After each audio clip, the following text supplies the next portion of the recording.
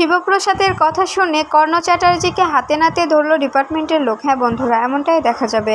বিস্তারিত জানতে ভিডিওটি না টেনে সম্পূর্ণ দেখতে থাকুন। গল্পের শুরুতেই দেখা যায় শিবপ্রসাদ প্ল্যান করে টটিনি মারা গেছে এই খবরটা হসপিটালের মধ্যে ছড়িয়ে দেয়, আর এই খবরটা পৌঁছে দেয় কর্ণ চ্যাটার্জির লোক কর্ণ চ্যাটার্জির কাছে। ঠিক তখনই কর্ণ চ্যাটার্জি টটিনিকে সম্বোধন জানাতে ফুল নিয়ে সেখানে আসে, আর শিবপ্রসাদকে বলতে থাকে, আমি বুঝতে পারছি তোমার মনের অবস্থা কেমন, কিন্তু আমি তো বুঝতে পারছি না টটিনি এরকমভাবে কিভাবে মরে গেল। মেয়েটা তো অনেক লড়াই করেছিল। তখন দেখা যায় পরশুরাম বলতে থাকে, আপনি এসব কি বলছেন? টটিনি যে মারা গেছে এটা আপনাকে কে বলল? এ খবর আপনি কোথায় পেলেন? টটিনি মারা গেছে এটা তো আমাদের বাড়ির কেউ পর্যন্ত জানে না, তবে আপনাকে এ খবরটা কে দিল বলুন তো?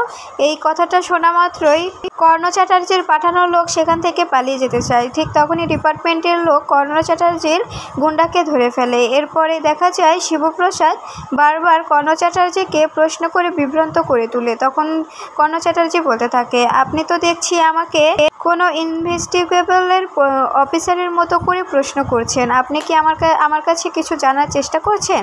ঠিক তখনই দেখা যায় সেখানে ডিপার্টমেন্টের বড় অফিসার আসে। এরপরে বলতে থাকে, উনি যা বলছে সেগুলোর ভালোই উত্তর দিন। আপনি কি করে জানলেন যে টটিনি চ্যাটার্জি মৃত? টটিনি চ্যাটার্জি মারা গেছে এই খবরটা তো এখন পর্যন্ত কেউ জানে না, এমনকি টটিনির বাচ্চারা, তারপরে তার বাবার বাড়ির মানুষ কেউই তো এই খবরটা এখনও পায়নি। তবে আপনি কিভাবে পেলেন বলুন তো?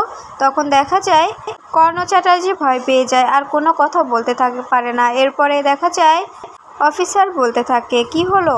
প্রশ্নের উত্তর দিচ্ছেন না কেন? আপনাকে তো আমি একটা প্রশ্ন করছি, তাই না? আপনি কিভাবে জানলেন যে টটিনি মারা গেছে, নাকি আপনি এসবের পিছনে জড়িত আছেন বলুন তো? তখন দেখা যায় কর্ণ চ্যাটার্জি আমতা করতে থাকে আর বলতে থাকে, কি বলছেন এসব? আমি কেন জড়িত থাকবো? আমি এসবের সঙ্গে কেন জড়িত থাকবো বলুন তো? এরপরে দেখা যায় অফিসার ডিপার্টমেন্টের লোকজনকে বলতে থাকে, কর্ণ চ্যাটার্জিকে আপনারা কাস্টাডিতে নিয়ে নিন। এরপরে কর্ণ চ্যাটার্জিকে সেখান থেকে নিয়ে যাওয়া হয়।